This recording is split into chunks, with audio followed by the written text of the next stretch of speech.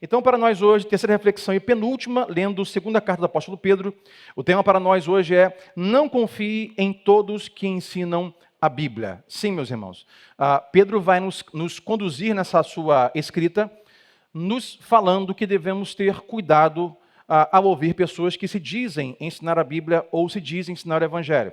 Então, o tema para nós hoje é: não confie em todos que ensinam a Bíblia.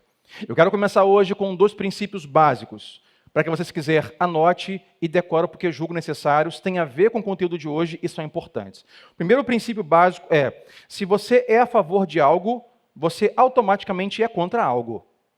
Como assim? Se eu sou a favor de Deus, eu sou contra o diabo. Se eu sou a favor da verdade, eu sou contra a mentira. Se eu sou a favor da vida, eu sou contra assassinato e contra a morte. Por que também não dizer contra o aborto, se eu sou a favor da vida? Então, automaticamente, quando você se posiciona a favor de um pacote, automaticamente será contra um outro pacote que é oposto e extremo. Porque Pedro vai nos levar a um caminho que não há como você ser a favor de uma coisa e de uma hora para outra, ou de repente, você se vê abraçando uma outra coisa que é oposta. Não faz nenhum sentido. E um segundo princípio é que, se você tem algo valioso, prepare-se para defendê-lo. Tudo que para nós é valioso, nós protegemos. Sim ou não? Sim ou não, meus irmãos? A resposta é sim.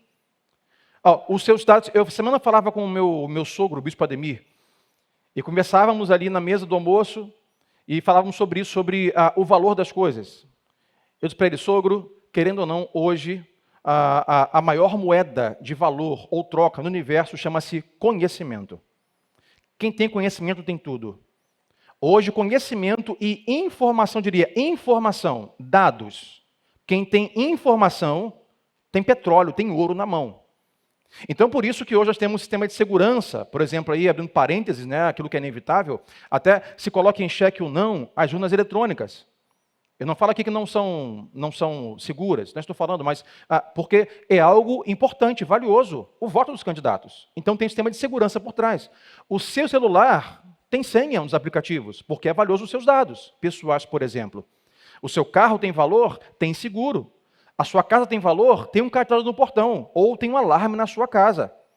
O que tem valor para nós, uma hora ou outra, precisará ser defendido. Tecnologia com senhas, coisas materiais com cadeados. Agora, por exemplo, o seu caráter, a sua mente, precisarão ser defendidos com algumas posições, com alguns sims, com alguns nãos. Se você, por exemplo, tem como valioso a palavra de Deus, você terá que sempre, ou de vez em quando, lutar para proteger a palavra de Deus, em relação em quem ela é, a sua verdade e o Deus da palavra. Se sua família é algo valioso para você, sim ou não? É valioso sua família para você? Então você terá que constantemente defendê-la. Defendê-la de maldades físicas, ladrões, sequestradores naturais, físicos. Defendê-la de informações destrutivas. Defendê-la de lugares destrutivos, de companhias ruins. Então, o segundo princípio é: se você tem algo valioso, prepare-se para ter que defendê-lo. É isso que Pedro vai, de alguma forma, caminhar aqui nesse capítulo 2. Dizendo: olha, se vocês são a favor de algo, vocês devem se posicionar contra algo. E sigo para vocês, isso para vocês é valioso, então prepare-se para lutar, para defender. O que Pedro vai trabalhar muito nesta noite aqui é falando sobre falsos ensinos ou falsos mestres. E isso não é novo. Porque desde Jesus vem ensinando, Jesus vem com sabedoria, falando sobre Deus, sobre salvação, sobre princípios básicos da fé cristã, e os seus ensinos vinham reunindo pessoas. A Bíblia vai dizer que multidões seguiam a Jesus, todos queriam estar perto, todos queriam ouvir, todos que ouviam se sentiam bem, se sentiam abençoados, se sentiam vivificados, porque as palavras do Mestre Jesus arrebanhavam multidões. Mas havia um grupo, por exemplo, que ficava muito ofendido com o que Jesus dizia. Entre eles, os religiosos. Então, os religiosos eles se levantavam com ensinos, por exemplo, para abater Jesus, para acusar Jesus. E os ensinos dos religiosos não arrastavam multidões, mas dividia multidões. Dividia grupos, dividia pessoas, dividia conhecimento, posicionamento. E Pedro, quando escreve a sua carta, Pedro, desde o capítulo 1 que nós lemos, Pedro está chegando ao fim da sua vida. Ele falou isso no capítulo passado: estou chegando ao fim da minha vida, porque Cristo já me revelou que eu vou morrer. E Pedro está preocupado como a igreja vai avançar após ele, como a igreja vai passar por tribulações e provações após ele. No capítulo 1 que nós lemos, Pedro está dizendo: olha, confiem na Bíblia. Por isso, disse na passada, 25 profecias que provam que a Bíblia é verdade. Confiem na Bíblia, leiam a Bíblia, abracem a Bíblia, façam dela a sua regra e manual de fé. Capítulo 3, que falaremos semana que vem, ele continua a temática: confie na Bíblia, se agarre na Bíblia, se apegue à Bíblia, leia a Bíblia, conheça a Bíblia. Mas no capítulo 2 que leremos hoje, Pedro claramente está dizendo: não confie em todos que ensinam a Bíblia. Tenham cuidado ao ouvir todo mundo que tem uma Bíblia em punho e diz falar da parte de Deus. Na época de Pedro já era comum. Antigo Testamento já era comum. O que Pedro vai chamar de falsos profetas e agora falsos mestres. E hoje também uma verdade. Hoje, abra as redes sociais, liga a televisão, e você que tem barba como eu, e não é coceira, você vai coçar o queixo. Vai ouvir algumas coisas e vai dizer: mas não é possível que eu ouvi isso. Ele leu esse texto bíblico e falou que é isso. Então, por isso, hoje, Pedro vai nos ensinar e nos advertir e nos convidar ao cuidado de não confiar em todos que ensinam a Bíblia. E vai lembrar que até que nesta igreja, nós damos para você a liberdade, e até pedimos que você faça, que após cada encontro, após cada mensagem, após cada ensino bíblico, você ora e diga assim: Deus, seria isso mesmo que o pastor Santos está pregando? Seria isso mesmo que o pastor Marcão pregou? Será que Paulo, Zé Carlos e o pastor Santos estão certos? Tenha liberdade de também investigar aquilo que nós estamos ensinando aqui. Então, vamos 4 coisas para nessa noite, vamos correr 22 versículos. 2 Pedro 2, 1, 3, ele fala que Deus cria e Satanás falsifica. Eu sempre falo isso aqui. Deus é um Deus criador, Deus é um grande arquiteto, Deus é sábio, Deus é criativo. E o diabo? Não. O diabo não pode criar, ele não é criativo, não tem esse poder. Tudo que ele não pode fazer, o que ele faz é falsificar. Ele pega tudo que Deus criou e falsifica. Cria uma réplica, alguma coisa que parece ser, mas não é. Quem é antigo, lembrei agora, propaganda do Denorex. Era o tal de um shampoo que existia. Parece, mas não é. Não levante a mão quem é velho que lembra disso. Mas parece, mas não é. O diabo sempre falsifica, traz algo que parece, mas não é. Então vamos, 2 Pedro 2, versículo 1 ao 3, ao que Pedro diz. No passado, surgiram falsos profetas no meio do povo. Que passado é esse? Antigo Testamento. Pessoas que diziam falar em nome de Deus, mas era mentira. Não era o nome de Deus que falavam. Como também, ele vai dizer no seu tempo, surgirão entre vocês falsos mestres, surgirão, ou seja, hoje já temos vários. Estes falsos mestres, como vocês podem distinguir, diria o apóstolo Pedro, como vocês conseguem enxergá-los no meio da multidão? Estes introduzirão secretamente heresias destrutivas, chegando a negar o soberano que os resgatou, trazendo sobre si mesmos repentina destruição. Verso 2. Muitos seguirão os caminhos vergonhosos. A versão NVT vai dizer que muitos seguirão a imoralidade vergonhosa desses ensinadores ou professores da Bíblia. E por causa deles, desses homens, será difamado o caminho da verdade, ou seja, o real evangelho. Em sua cobiça, tais mestres os explorarão com histórias que inventaram. Nós não assistimos isso hoje em dia, né? Invencionices religiosas com o fim de enganar pessoas, com o fim de explorar as pessoas e lucrar com as pessoas. Eles, em sua cobiça, vão explorar as pessoas com histórias que eles inventaram.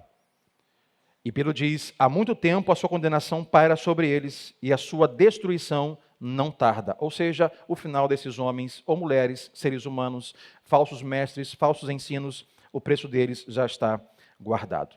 Então, algumas coisas aqui para nós discutirmos nesse primeiro parágrafo do apóstolo Pedro. Número 1, Deus tem os seus profetas. Desde o Antigo Testamento. É por isso que Pedro vai dizer, olha, já existiam falsos profetas. Ou seja, se é falso, há o verdadeiro. Certo? Como hoje, por exemplo, nós não chamamos coisas de falsas. Chamamos de réplica de primeira linha. Mas na época existiam falsos e verdadeiros. Então Pedro diz, existiram e existem profetas e mestres de verdade. O que era um profeta do Antigo Testamento? O profeta é aquele que dizia a vontade de Deus, o que viria sobre a nação no futuro, mas também os preparava para enfrentar isso. Ora, Deus trará sobre vocês juízo. E Deus disse, arrependam-se, convertam-se, larguem isso, faça isso, saiam daqui, vai para lá. Um profeta de Deus geralmente traz um futuro não hipotético, mas que existirá e também prepara o povo para isso. Agora, o que são os falsos profetas? Aqueles que, número 1, anunciam um futuro que não é da vontade de Deus. E por isso, número 2, não preparam as pessoas para esse futuro. E geralmente, via de regra, o falso profeta sempre tem um futuro bom. Gente, no final vai dar certo. Ora, no final todos vão ser salvos. Não há nenhum problema com o mal que estamos enfrentando. Não há nenhum problema em você. Você é bom, Deus chama do jeito que você é. Fique tranquilo, no final tudo vai dar certo. Bom, não me parece. Não me parece que o mundo está caminhando para uma melhora. Pela manhã disse e repito, nós amamos aquelas pessoas que pensam ou se posicionam de forma evolucionista. É bem interessante o pensamento, mas não está funcionando. Nós não estamos evoluindo. Nós não estamos melhorando. Então, o falso profeta dá um futuro que não é da vontade de Deus e, via de regra, é sempre um futuro bom e maravilhoso. Os falsos mestres, aqueles que ensinam a verdade de Deus. O que são os falsos mestres? São aqueles que distorcem a palavra de Deus.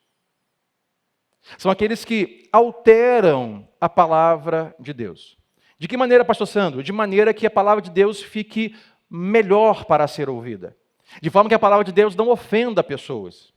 E eu sempre brinco com isso. Deus é muito democrático. Deus ofende todos igualmente.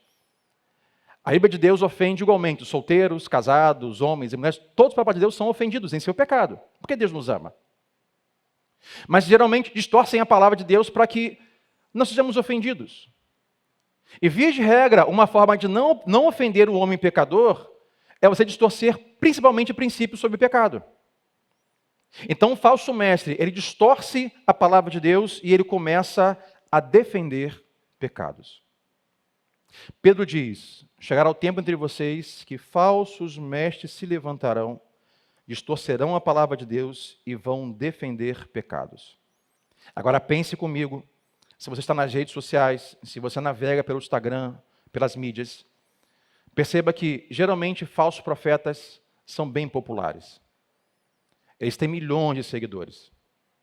Eles geralmente se assentam nos principais sofás televisivos.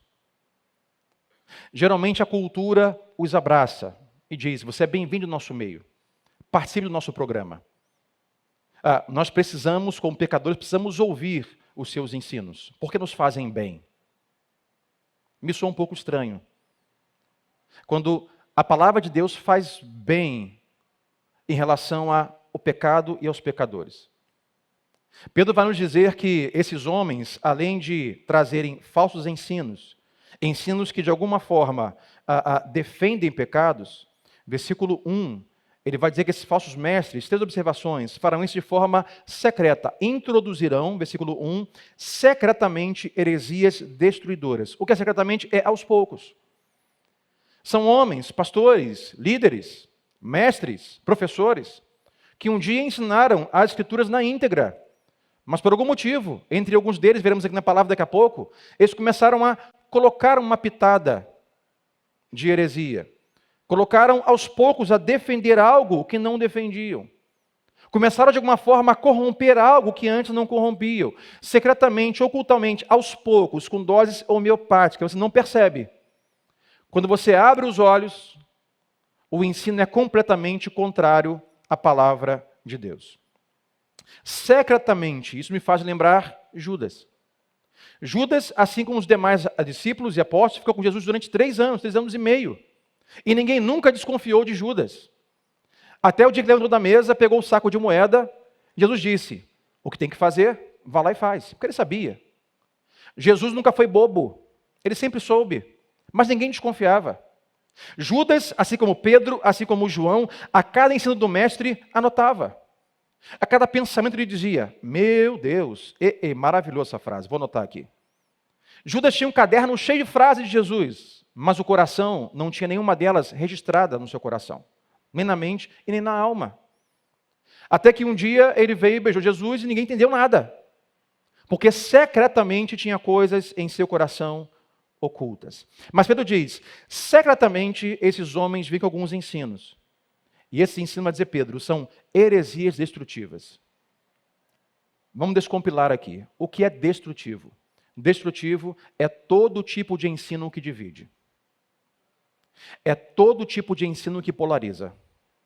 É todo tipo de ensino que traz discussão à igreja. Lembrando, meus irmãos, que Pedro está pregando a quem? Ao mundo? Não, Pedro está pregando para a igreja. Escrevendo a quem? A igreja. Nosso foco aqui é a igreja. Falsos ensinos dentro da igreja. Defesa de pecados dentro da igreja. Falei pela manhã e repito. Deus não precisa e não chama editores. Deus chama mensageiros. Aqui nós não editamos a Bíblia, nós só lemos. Meu papel todo domingo aqui é apenas de carteiro. Eu só entrego, não foi eu que escrevi a carta, ok? Pedro quem escreveu, provido, munido pelo Espírito Santo. Então reclame com Deus algo que te ofenda aqui nesta noite, com todo amor e carinho como seu pastor. Ele diz, olha, são heresias destrutivas. Destrutivas são ensinamentos que causam divisão, que causam facção, que causam briga. Ensinos destrutivos são aqueles que causam aquela ideia de nós contra eles. Nós estamos certos, eles estão errados. Nós estamos no lugar certo, eles no lugar errado. Esse tipo de ensino é destrutivo. Uma forma, por exemplo, uma máxima de você manter a sua casa limpa é baseada no seguinte princípio. Você pega o seu lixo de casa e você leva e joga na rua. Não na rua, mas leva para fora de casa. Em ensinos destrutivos, é como se você pegasse o lixo da rua, o lixo do mundo e trouxesse para dentro de casa. Hoje, há muitas igrejas, permita dizer isso, que estão divididas em seu rol de membros. Porque alguns pastores pegam coisas politizadas do mundo, não há como evitar, como por exemplo, política e eleições, e trazem para a igreja de uma forma que causa divisão na igreja, facção na igreja, discussão na igreja. E agora é nós contra eles. Os direita contra os esquerdas, dentro da igreja. Pessoas que não se falam, que não se esbarram, por conta de preferência política. Tudo isso é destrutivo. Os ensinos de Jesus arrebanhavam multidões. Os falsos ensinos, os ensinos que causam divisão, não são ensinos bíblicos. Agora, são destrutivas essas heresias, Pedro vai dizer, heresias destrutivas. O que é heresia? Vale lembrar que heresia é um tema, uma palavra muito forte, que não deve ser usada para qualquer pessoa, em qualquer momento. Heresia é como chamar alguém de estuprador, por exemplo. Biblicamente, é uma palavra muito, mas muito pesada. Porque os hereges não herdarão o reino dos céus. Então, uma forma de praticar, você entender o que é uma heresia. Paulo vai dizer aos Coríntios que deu a eles ensinamentos mais importantes ou principais. O que acontece é, tudo na Bíblia é importante, mas há coisas mais importantes e menos importantes. Para te ensinar ou para te explicar, eu vou usar de mão fechada e mão aberta. Não é sobre pessoas pão duras e pessoas que dão dinheiro para as pessoas. Mas na Bíblia, há assuntos que estão na mão fechada, ou seja, são inegociáveis, são indiscutíveis, onde todo cristão deve concordar. Não há discussão aqui. Por exemplo, há um só Deus, nos céus e na terra. Esse um só Deus, existem três pessoas. Pai, Deus Filho, Deus Espírito Santo, a Trindade eterna. Essa Trindade há um plano de salvação e enviou a nós Jesus, que nasceu de uma mulher virgem, sem pai natural, mas adotivo, chamado José. Nasceu no nosso meio, cresceu como 100% homem, 100% Deus. E ele morreu em uma cruz, mas ao terceiro dia ele ressuscitou, nos libertou do pecado, do mundo, da morte e do diabo. E ascendeu aos céus e hoje está à destra do Pai e um dia voltará sobre as nuvens do céu para buscar a sua igreja. Mão fechada. Não há discussão sobre isso. Agora, outras coisas é mão aberta. Por exemplo, pastor, usa ou não gravata? Decida, escolha. Batismo, aspersão e imersão, fique à vontade. Culto na igreja, é sábado, como alguns dizem, ou deve ser domingo? Tanto faz, escolha. Nós louvamos a Deus sentado ou em pé? Bate palma ou não bate palma? Senhora com o olho aberto ou com o olho fechado? Decida. Não faz nenhuma diferença a prática. A heresia, ou ensinamentos hereges, é quando pegamos coisas dessa mão e levamos para essa mão. Essa mão diz, há um só Deus e Senhor. E alguém diz, bom, pastor, mas temos que entender e traz para cá, que hoje na cultura que vivemos, já cristãos que concordam, que não apenas Deus é Deus, mas podemos adorar a outros deuses. Opa, spoiler, errado, pecado, heresia. A mão fechada diz, há só um Salvador, ele é o caminho, a verdade e a vida. Heresia, quando eu pego esse tema dessa mão e trago para essa. Diz assim, não, cada um escolhe e decide o que é melhor para você. Pastor, sabemos que hoje em dia há muito conhecimento que não tinha naquela época de Jesus. Então, hoje, muitos cristãos já entendem que você pode ter Cristo como Salvador, mas também tem outros deuses como seu Salvador. É heresia. Isso é heresia. Interessante que o legalismo é o oposto. O legalismo é quando alguém pega alguma coisa dessa mão e traz para essa. Não, só podemos adorar ao domingo e temos que guardar o sábado. Não, pastor tem que usar gravata, isso aqui é irrevogável. É legalismo. Heresia, lembrar você que não é herege, não é quem discorda de você. Eu voto nesse candidato, e você? Eu voto nesse. Herege, maldito. Não é isso que é heresia. Heresia não é discordar de você. Heresia é discordar de você e discordar de Deus, da Bíblia. Se alguém discorda da Bíblia junto com você, é heresia. Discordar só de você não é heresia. São só pensamentos. Então pense sobre coisas negociáveis. Dia de culto, adoração, roupa que vai usar, se tem som, se não tem, se pastor usa ou não gravata. Irmão, cada um decide o que é melhor para você. Agora, aqui ninguém mexe. Pedro diz, algumas pessoas estão pegando coisas fundamentais do Evangelho e colocando como decida, opcional, tanto faz. Não é heresia. E hoje há uma maior e principal heresia. A maior heresia de hoje é a frase, não há heresia. Cada um pensa de um jeito. Pastor, que mal tem? Eu penso assim, ele pensa assim. Não, mas isso aqui é inegociável. Não, já foi, mas hoje não. Cada um adora a um Deus de uma tal forma. Cada um entende sobre trindade ou não. E começamos a negociar o inegociável. O mundo de hoje diz, não há heresias. Ou seja, todos estão certos. Ninguém está errado. É só o seu ponto de vista. E não há nenhum problema com isso. Bom, não é isso que Pedro está dizendo, ou me parece que ele não concorda muito com isso. A cultura de hoje, em sua heresia, tende a trazer um conceito que eu vou chamar de não se arrependa, tolere. É isso que Pedro está lutando. Com alguns irmãos na igreja, que outrora tinham uma verdade, portanto o restante era mentira, abraçavam, eram a favor de algo, automaticamente era contra outra coisa, mas agora está se misturando. E aquilo que não toleravam, agora estão tolerando. O texto nós lemos, Pedro vai ser enfático e vai abrir hoje para nós esse caminho sobre imoralidade sexual. Vivemos uma cultura hoje, também cristã, onde o evangelho é se arrependa dos seus pecados. E a cultura hoje prega o seguinte, tolere os seus pecados. Aprenda a conviver com isso, e não há nenhum problema em você ser assim. Não há nenhum problema em você viver assim. Não há nenhum problema em você praticar esses pecados. Não há nenhum problema. Tolere, conviva, não se arrependa. Então, heresia, tolere os seus pecados. Evangelho, arrependa-se dos seus pecados. Deus ama o pecador. Todos eles. De qualquer grau ou maneira. Não importa o pecado que você cometeu há 20, 10 anos, ou ontem ou hoje.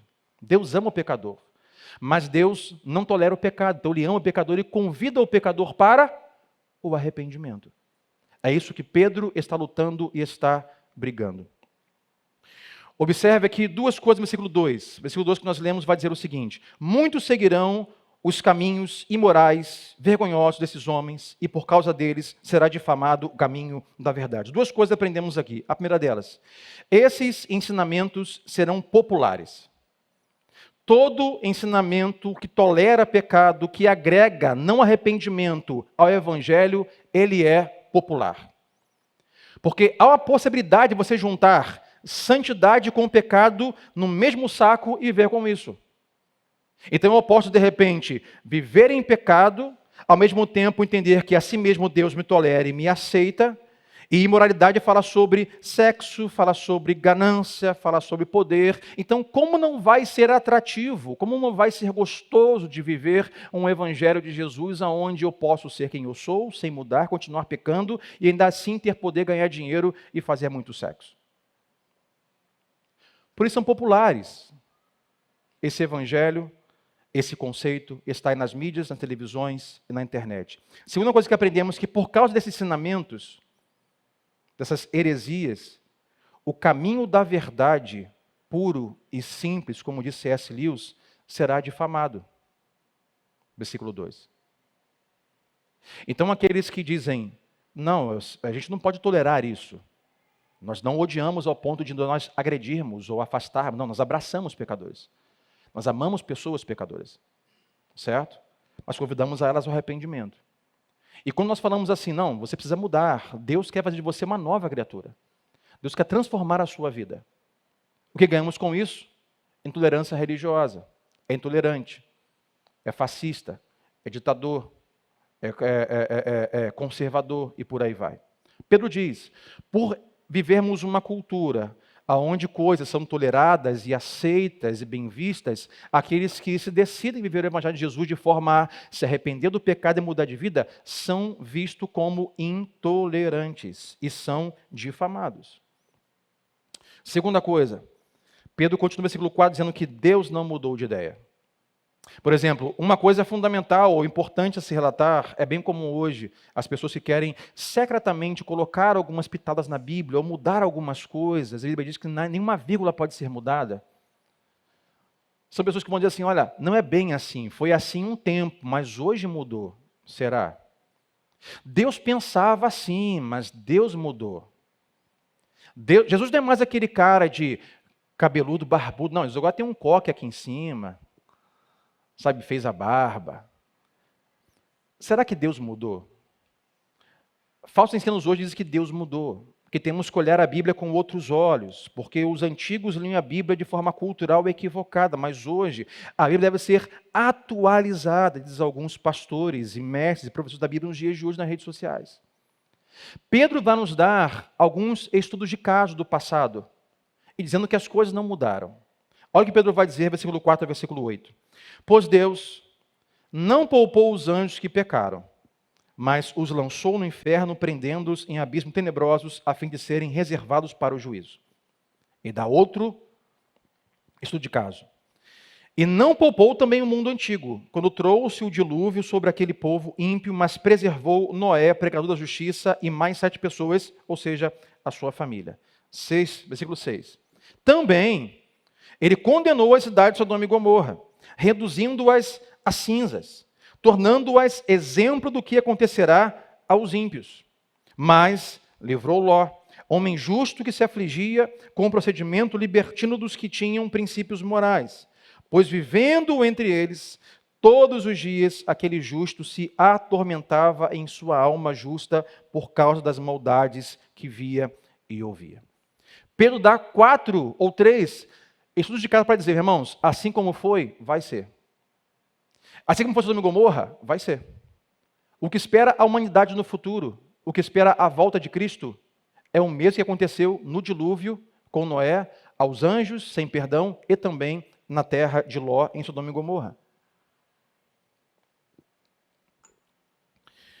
Exemplos.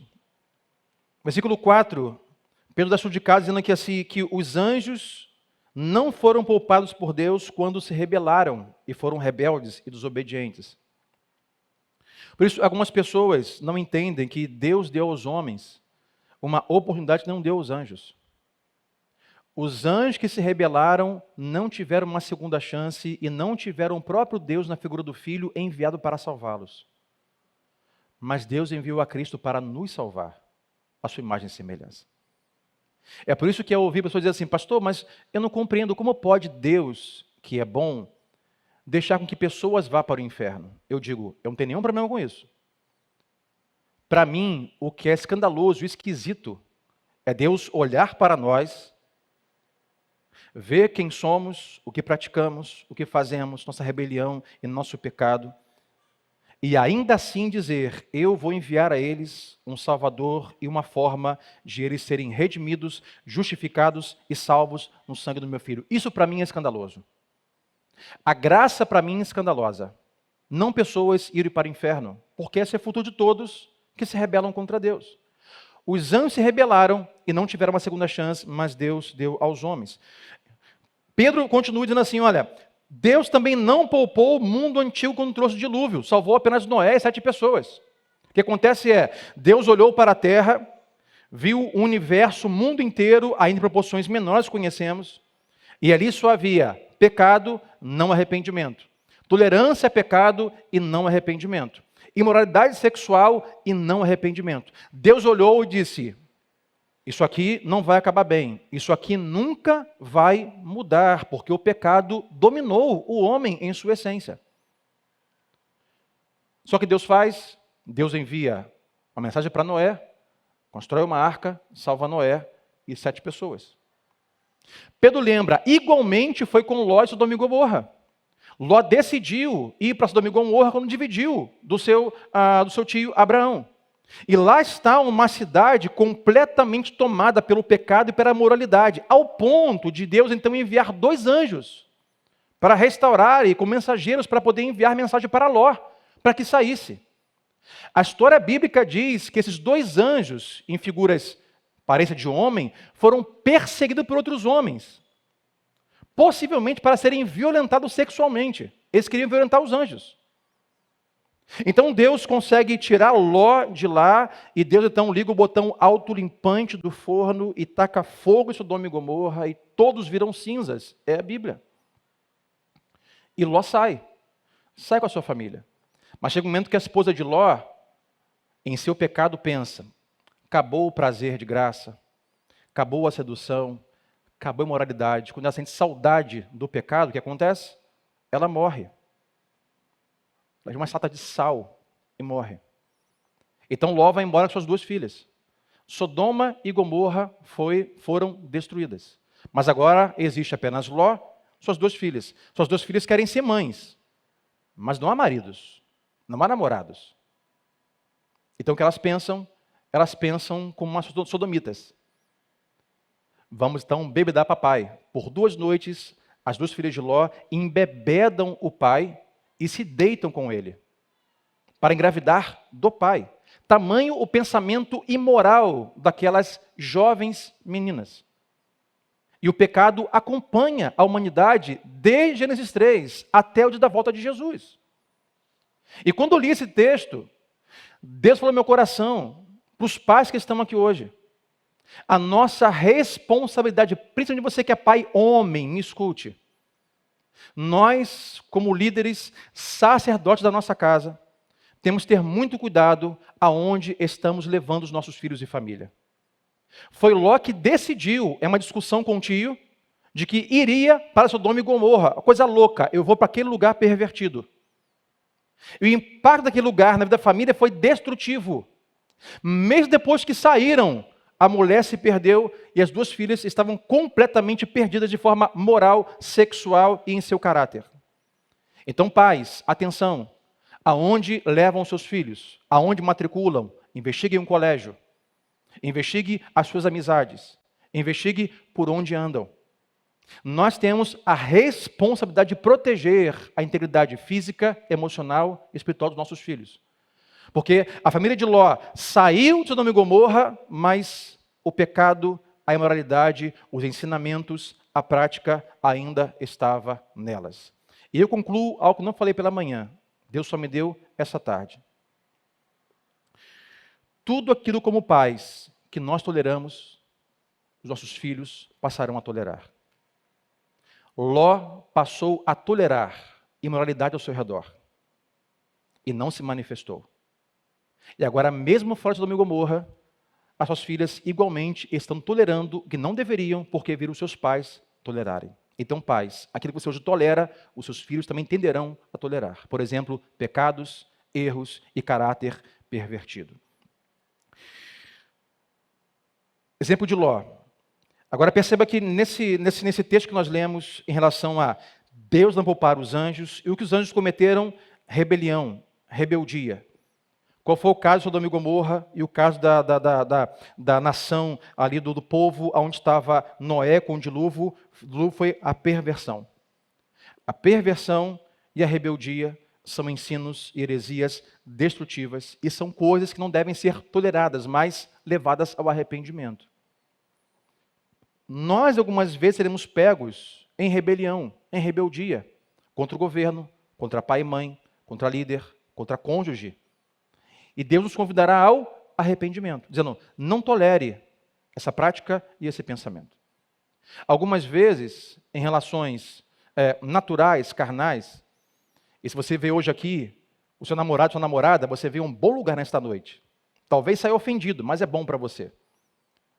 A perversão, que fala sobre essa paixão, para dizer que eles se apaixonaram, se perverteram pela imoralidade, pelo sexo, pelo prazer. Há hoje uma cultura que, de alguma forma, lê de forma equivocada o termo paixão. Paixão é ruim, pastor? Não, paixão é bom, no lugar certo. Não é errado dizer, eu estou apaixonado por Jesus, tenho paixão pelo Evangelho, paixão pela Bíblia. Há um calor em meu coração que arde quando eu oro, quando eu estou no culto, quando eu louvo, quando eu leio a palavra. É uma paixão ardente no lugar certo. Mas a paixão pode ser destrutiva se for um fogo no lugar errado. Por exemplo, relações sexuais. Sexo no casamento é o fogo da paixão no lugar certo. Por exemplo, se eu coloco fogo na lareira, é um bom fogo, sim ou não? É um bom fogo. Sexo no casamento é fogo na lareira. E sexo fora ou antes do casamento é fogo no sofá. É um fogo que não é muito bom. Vai pegar no sofá, na cortina, no tapete, vai incendiar a casa inteira. Então você que está hoje aqui que namora, que está noivo, não se casou ainda, ou é casado, porque deixa eu ofender igualmente solteiros e casados. Sexo é para o casamento. Sexo não é para antes do casamento e nem para fora do casamento. É isso que Pedro está dizendo, porque há alguns mestres que secretamente incluem algumas tolerâncias. Bom, não, você pode continuar com isso, não tem que se arrepender e ser feliz com isso. Falsidade, heresia, pecado, mentira. E nós vemos hoje ensinamentos de muitas coisas, voltando a falar sobre igreja, de namorados, relações sexuais, semanais, diárias, mensais, e na igreja, e não há nenhum problema, não há nenhum conserto, nenhum arrependimento. Fogo é na lareira, sexo é para o casamento. Fogo fora do casamento, antes do casamento, é fogo na casa. Destrói tudo e não há nenhum prazer. Terceira coisa, Pedro vai nos falar que essa correção de Deus, para nós hoje aqui em sua época, não é para a morte, mas é para redirecionamento. Deus quando corrige, Deus quando alerta, Deus quando chama, Deus quando freia, é para um motivo, colocar você de volta no lugar. Para que você ganhe vida e não morte. Verso 9 ao 16. Vemos, portanto, que o Senhor sabe livrar os piedosos. Usando o exemplo anterior. Livrou Noé, livrou Ló. Deus sabe livrar os piedosos da provação. Mas também sabe manter em castigo os ímpios para o dia do juízo. Irmãos, o que aconteceu a Sodoma, o que aconteceu no dilúvio com Noé, simplesmente é um anúncio do que acontecerá no futuro. Mais uma vez, evolucionistas, temos um problema. As coisas não vão ficar melhores. Elas vão piorar. Jesus vai voltar sobre as nuvens do céu, vai julgar as nações, e o pecado tende a piorar. As crises tendem a piorar. Mas pastor, é tão horrível falar isso? De uma forma é bom, porque isso precisa acontecer para que de fato Jesus venha buscar a sua igreja. Porque nosso paraíso, a Terra Santa, não é o Brasil, não é a América, não é lugar nenhum do mundo, A nossa Jerusalém não é aqui. É com Deus reinando em glória para sempre. Então, as coisas vão piorar para que Jesus volte. Péssima notícia, mas é a verdade. Vemos, portanto, que o Senhor nos sabe livrar os piedosos da provação e manter em castigo os ímpios para o juízo. Sim, Deus é amor, mas Deus também é juízo. Não se esqueça disso. Especialmente quem? Os que seguem os desejos impuros da carne e desprezam a autoridade. Mais uma vez, perversão e rebeldia. Insolentes e arrogantes. Tais homens. Que tais homens? Homens que praticam e homens que ensinam. Tais homens não têm medo de difamar os seres celestiais, lembrando que, do que fazemos aqui, somos acompanhados e vistos pelos seres celestiais. Contudo, nem os anjos, embora sendo maiores em força e poder, fazem acusações injuriosas contra aqueles seres na presença do Senhor. Mas eles difamam, eles quem? Esses homens, eles difamam o que desconhecem e são como criaturas irracionais, guiados pelo instinto, ou seja, vera natureza. Nascidas para serem capturadas e destruídas, ou seja, nascemos em pecado, e no pecado seremos capturados e destruídos. Serão corrompidos pela sua própria corrupção. 13. Eles receberão retribuição pela injustiça que causaram. Consideraram prazer entregar-se à devassidão em plena luz do dia. São nódoas e manchas, regalando-se em seus prazeres, quando participam das festas de vocês. Pedro escrevendo à igreja, meus irmãos. Tendo os olhos cheios de adultério, nunca param de pecar. Iludem os instáveis e têm o coração exercitado na ganância. Malditos! Eles abandonaram o caminho reto e se desviaram. Ou seja, pessoas que praticam e pessoas que ensinam não começaram assim. Começaram praticando a palavra de Deus e começaram ensinando a palavra de Deus de forma sincera e verdadeira, mas no meio do caminho se desviaram. Por qual motivo? Vamos chegar lá. Eles abandonaram o caminho reto e se desviaram, seguindo o caminho de Balaão, filho de Beor, que amou o salário da injustiça. Salário, dinheiro, lucro, recompensa, poder, fama, é o mesmo pacote. Mas em sua transgressão, ele foi repreendido por uma jumenta, um animal mudo que falou com voz humana e refreou a insensatez do profeta. Até aqui. Então Pedro vai dizer que esses homens que ensinam, esses ensinamentos, essas heresias que estão debaixo do pano, dizendo tolere isso, não mude, não se arrependa, viva assim, sexo à vontade, ideologia de gênero à vontade, a perversão à vontade, rebeldia à vontade, não tem problema. Pedro diz, meus irmãos, isso é um problema sério. Vocês pagarão um preço por isso. Mas no final ele diz, assim como Balaão, muitos começaram como profetas de Deus. Quem foi Balaão? Balaão foi um profeta de Deus. Mas no meio do caminho, ele se corrompeu. Também hoje, falsos mestres que ensinam o evangelho de tolerância, tudo que a cultura ensina, nem sempre, não começaram um dia ensinando assim. Mas por conta da cultura, não estou julgando ninguém, mas é bíblico.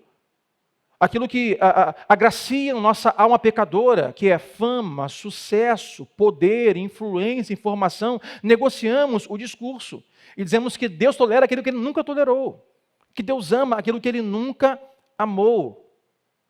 Aí, o texto de Pedro, nós temos algumas observações que ele diz. No versículo 10, ele vai dizer que esses insolentes e arrogantes são tais homens que não têm medo, ou seja, esses homens não têm vergonha do que fazem. Além de não ter vergonha, eu diria, chamam até de orgulho. E até fazem desfiles uma vez por ano. Aquilo deveria se envergonhar, se orgulham. Caminhem comigo, isso é verdade nos dias de hoje. Uma cultura que celebra coisas que deveria se envergonhar. Uma cultura que celebra e tolera comportamentos que deveria se arrepender. Pedro diz, olha, eles não têm medo mais. Sentem orgulho. Tolerarem a depravação, a rebeldia, a difamação. Ele diz que além de não terem medo e terem orgulho, eles fazem isso em plena luz do dia, versículo 13. Ou seja, fazem em público. Não é mais secreto. Não há mais vergonha nisso. É aceito, é tolerável. E observe que a preocupação do apóstolo Pedro é manter a integridade da igreja. Meus irmãos, já falei e falo várias vezes aqui. A Bíblia é manual de fé, é a palavra de Deus para quem crer em Deus, para a igreja de Cristo. Eu não empurro goela abaixo a Bíblia, a goela de pessoas que não confiam em Deus. Porque para quem não crê em Deus, é só mais um livro. Mas é regra de prática e de fé para todos aqueles que creem em Jesus e foram lavados no seu sangue, nasceram de novo. Então Pedro está preocupado com a integridade do povo de Deus, da igreja. E confesso que igualmente deveria ser de todos os pastores preocupação com a integridade da igreja. Porque hoje temos no meio do evangelho e da igreja muita tolerância àquilo que Deus não tolera. Mais uma vez, não é discurso de ódio, não é você lançar fora, não é você separar, porque os falsos ensinos dividem, o evangelho chama. O evangelho abraça pessoas, o evangelho abraça pecadores, o evangelho abraça adúlteros, o evangelho abraça a pessoas com seus mais variados pecados, mentirosos, ladrões. O evangelho abraça as pessoas, nos abraça, mas os convida para o arrependimento. Deus diz, eu amo você, eu tolero você, mas não tolero o seu pecado. E convido a você a se arrepender, porque não quero que você continue sendo você. Eu quero fazer de você um novo você. Te dar uma nova natureza. Te dar novos desejos. Dá para você uma nova identidade. Dá para você um novo futuro. Dá para você uma nova morada celestial. Mas para isso, eu preciso que você se arrependa, porque eu preciso mudar você. Transformar você. Por meio do meu Filho Jesus Cristo na sua cruz. É isso que é o Evangelho. O Evangelho não coloca sola em pecadores. Sai para lá, pecador. Não, venha cá, pecador, e se arrependa. Seja lavado, seja redimido, seja purificado e receba novas vestes em Jesus. É isso que é o Evangelho. É isso que é o Evangelho. Para toda categoria de pecado, sem exceção. Mas observe que Pedro vai dizer que tudo isso está banhado em corações treinado para a ganância, diz, coração exercitado na ganância, ou seja, lucro. Por que hoje muitos falsos ensinos fazem sucesso? Porque vale a pena, ganha seguidores e traz dinheiro. A cultura vai querer investir, os programas de televisão seculares vão querer pagar para você ir lá dizer alguns falsos ensinos e dizer tudo bem. As pessoas adorarem a Deus, serem cristãs e manterem a sua vida de pecado, porque Deus ama todos e Deus vai salvar a todos. Isso não é verdade, isso não é bíblico.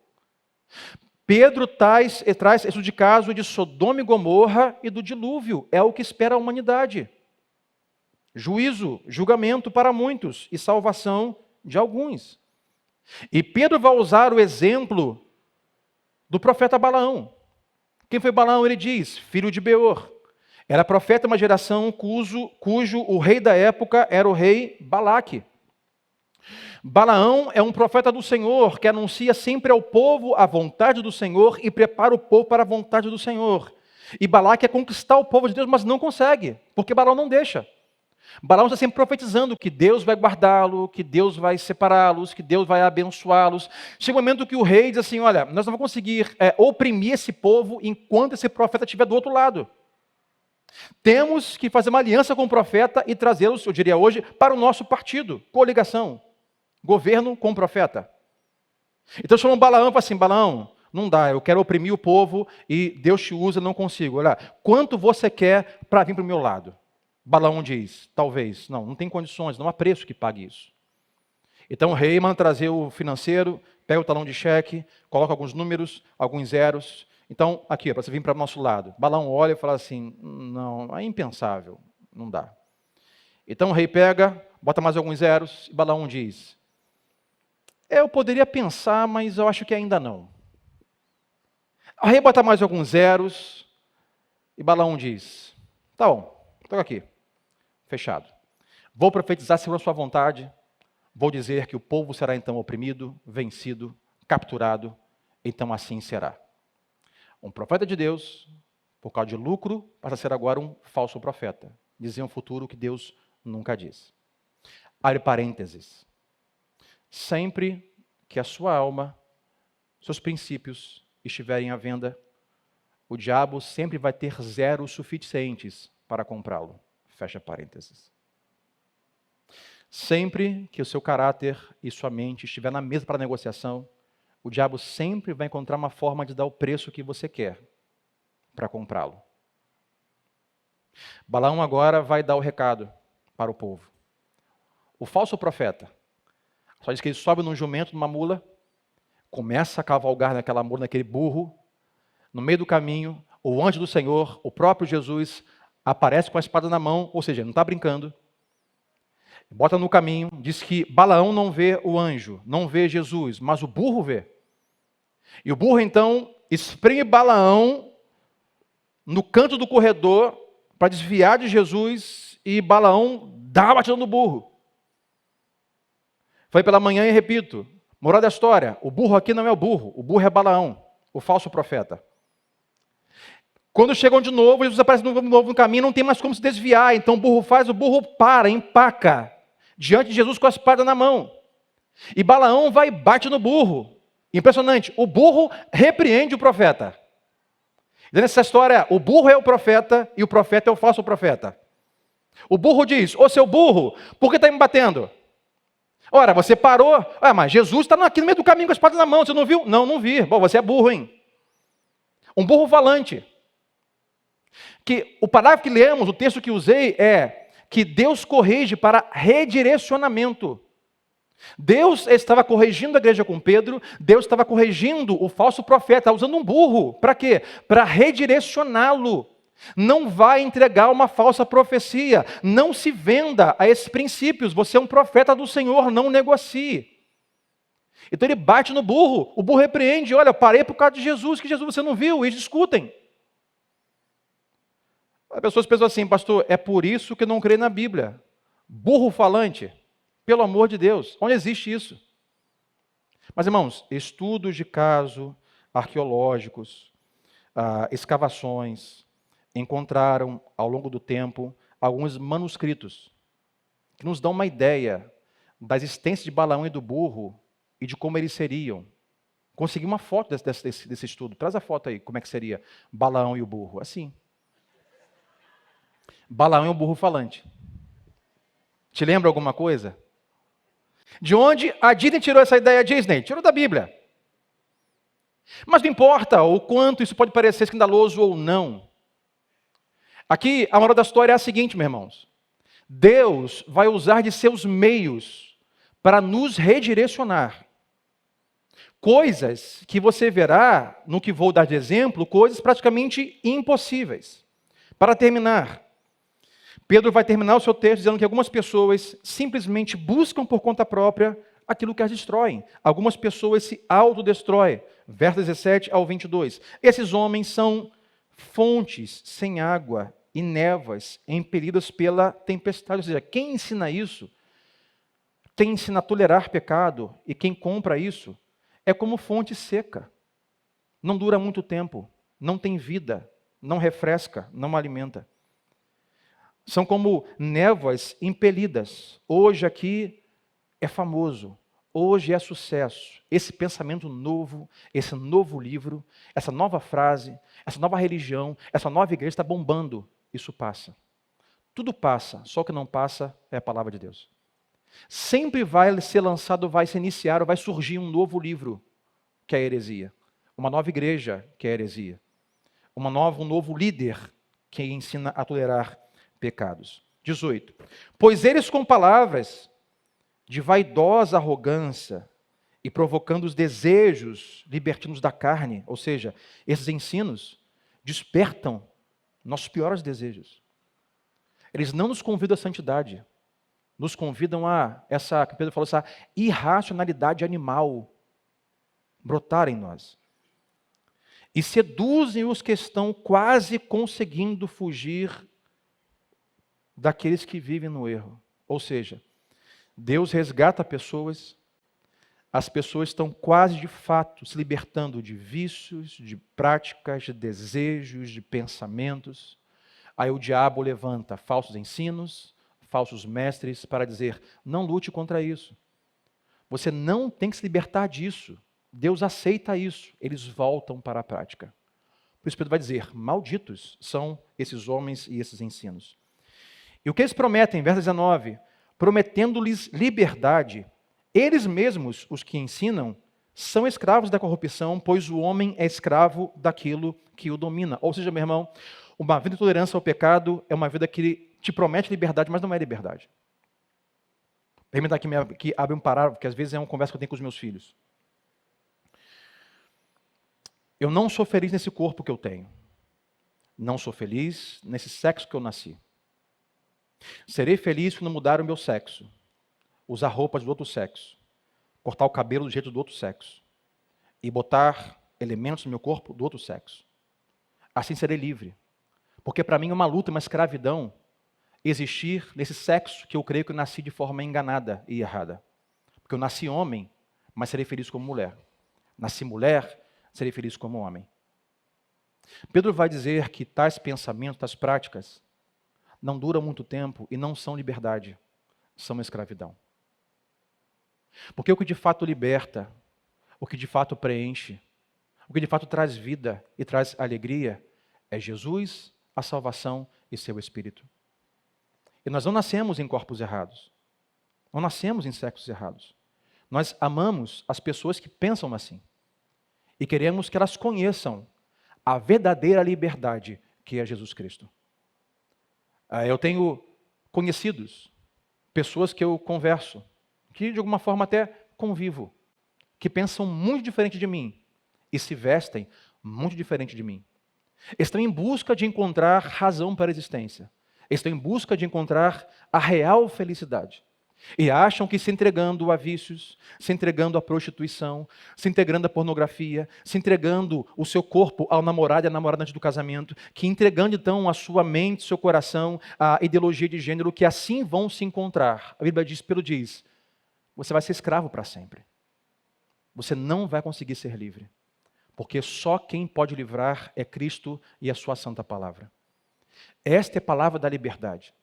Deus ama a todos e convida a todos ao arrependimento e não tolerância. Esses homens prometem liberdade, dizendo assim, olha, tolerem isso e vocês vão ser livres. E Pedro diz, nem eles mesmos são livres. Porque não há liberdade no pecado, mas só escravidão. O pecado não veio nos libertar, o pecado veio nos escravizar. Por isso Deus enviou Jesus para nos libertar do pecado que nos escraviza. Verso 20. Se, tendo escapado das contaminações do mundo por meio do conhecimento de nosso Senhor e Salvador Jesus Cristo, encontram-se novamente nelas enredados e por elas dominados, então em pior estado do que no princípio. Estão em pior estado do que no princípio. O que Pedro diz é, essas pessoas, um dia ouviram a palavra do Evangelho. Pedro não está falando sobre salvação. Está falando sobre conhecimento bíblico. Um dia ouviram sobre Jesus, escutaram a mensagem libertadora de Cristo, dos seus pais, dos seus avós, mesmo fora da igreja. E ainda assim, voltaram para práticas que outrora tinham, Pedro diz, voltaram a um estado ainda pior.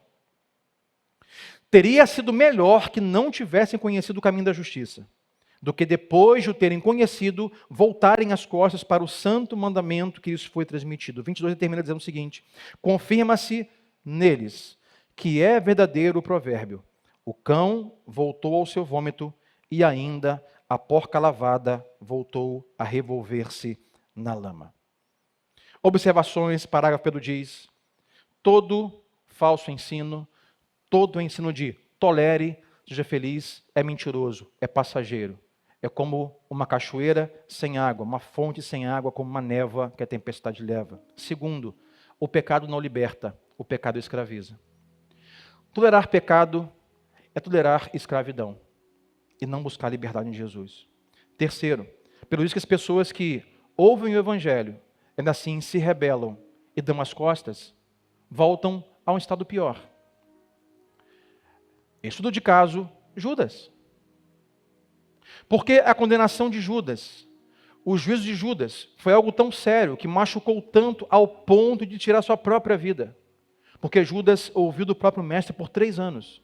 Como eu disse, tinha o seu caderno cheio de boas palavras, mas seu coração estava corrompido.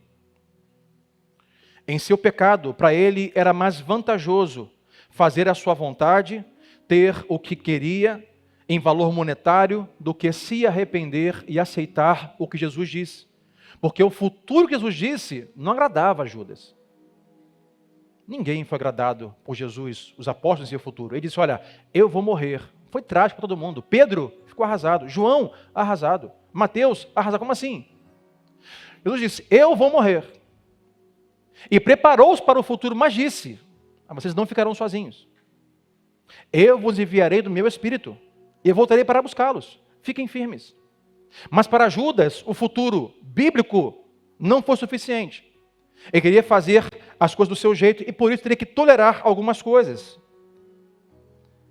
E Judas é um exemplo desse que termina Pedro dizendo em Provérbios que o cão voltou ao vômito e a porca lavada, lavadinha, perfumada, voltou ao chiqueiro e à lama.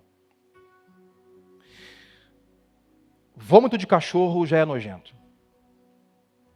Agora imagina um cachorro que vomita, que tem cachorro sabe disso. Vomita aquele negócio, nada agradável. E quando você pensa assim, bom, ele botou para fora o mal. Botou para fora aquilo que trazia para ele enjoo, incômodo intestinal, estomacal, botou para fora. Bom, estamos resolvendo o problema. Quando você menos espera, o danado está comendo o mal de novo. Não imagine. É isso que Pedro diz. Algumas pessoas chegaram para Cristo, ouviram o Evangelho, entenderam, convite para arrependimento, estão agora observando a sua vida e dizem, não, eu tenho que largar, tenho que deixar isso aqui. Mas infelizmente, nas mídias, na televisão, no mundo, falsos ensinos, de falsos mestres, de falsos professores bíblicos, de falsos pastores, que diz, você vai sofrer enquanto você lutar contra isso, não lute mais, tolere o seu pecado. Isso é demoníaco. As pessoas então voltam ao mal que deixaram, voltam ao vômito, como a porca, que foi tirada de um chiqueiro, de uma lama, foi lavada, foi limpa. E quando alguém menos esperava, ela voltou para a lama. O que aconteceu? Conheceram o Evangelho, não foram salvas, e infelizmente ouviram ensinamentos de falsos mestres e heresias. Termina o conto de caso de Judas e Pedro. Judas e Pedro, os dois tropeçaram, os dois falharam e os dois estragaram tudo. Sim ou não? Sim. O que aconteceu? Pedro mudou. Pedro se arrependeu. E Judas não. Que nos diz, irmãos, que não há perfeição em nós. Todos que estão aqui, todos que você conhecem, vão falhar, vão tropeçar e vão pecar. O problema não é nós pecarmos. O problema é o que fazemos com o nosso pecado. O problema é como nós ouvimos o convite do Evangelho, como nós lemos e como praticamos. Os falsos mestres dizem, tolere o seu pecado, aceite isso, seja feliz. Cristo diz, tolere você e traga o seu pecado e se arrependa dele. Porque Deus enviou o seu Filho Jesus para nos dar condições de nós conseguirmos vencer o pecado. Ele diz, eu venci o mundo e vocês em mim vencerão também. Pastor, é possível largar adultério, depravação, fornicação, mentira, corrupção? É possível? É possível, porque o Cristo já nos foi enviado. Ele já morreu, ele já ressuscitou e nos enviou o seu poder, o Espírito Santo. É sobre isso que a segunda carta do apóstolo Pedro, o tema mensal para nós é poder sob pressão. Estamos sob pressão da cultura, da política, do mundo do pecado, mas Deus nos deu o poder que estava sobre ele. E tudo o que ele fez em Jesus, esse mesmo poder fará em nós e através de nós. Jesus disse, eu vou ao Pai, não podem ir, mas não ficarão órfãos. Eu enviarei do meu próprio Espírito. O poder que estava sobre mim para resistir à tentação do diabo no deserto. O poder que estava sobre mim para curar enfermos. O poder que estava sobre mim para ser sábio, ser manso, domínio próprio. Estará sobre vocês o mesmo poder. E não importa se sua pressão seja interior, moral. Se a pressão sua for externa, política, familiar, não importa. Há um poder sobre nós que nos dá condições de nós sermos libertos do mundo, do diabo, do pecado e principalmente de nós mesmos. O nosso maior problema não é nosso vizinho que bota a música alta. Nosso maior problema não é a sogra que se mete onde não deveria. Nosso maior problema agora não é o próximo governo. O nosso maior problema somos nós mesmos.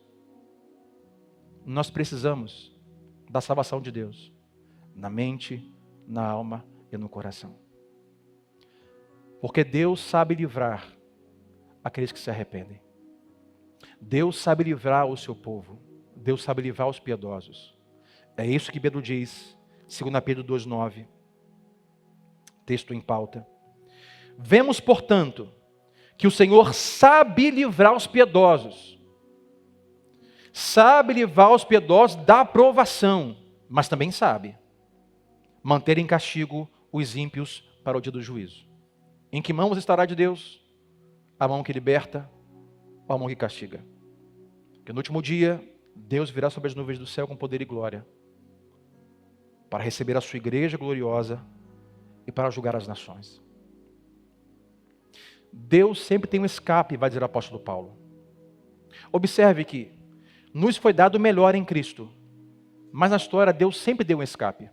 Havia uma população ali depravada, pervertida. Deus olhou e disse assim: olha, não tem jeito, isso aqui não vai acabar em nada, só destruição. Mas tem ali uma família, Noé e seus filhos, que representam, naquele caso, o meu povo, a minha igreja, os meus eleitos. Então o que Deus faz? Deus para eles envia uma arca, porque Deus tem sempre um escape para os seus. Migramos para Sodoma e Gomorra. Está ali Ló, justo, com a sua família, e Deus olha e diz assim: não tem jeito, isso aqui vai acabar em incêndio, mas eu vou livrar o meu povo, vou livrar os meus. Em Noé Deus enviou uma arca, para Ló Deus enviou 2 anjos. Deus quer salvar e quer parar um falso profeta, que se deixou levar pelo dinheiro e vendeu sua alma ao diabo, chamado Balaão. Com Noé Deus enviou uma arca, para Ló Deus enviou 2 anjos, para esse profeta Deus enviou um burro falante. Deus sempre vai enviar algo, por mais extraordinário que seja, para nos salvar. Aí vamos ao Novo Testamento. Deus faz o melhor.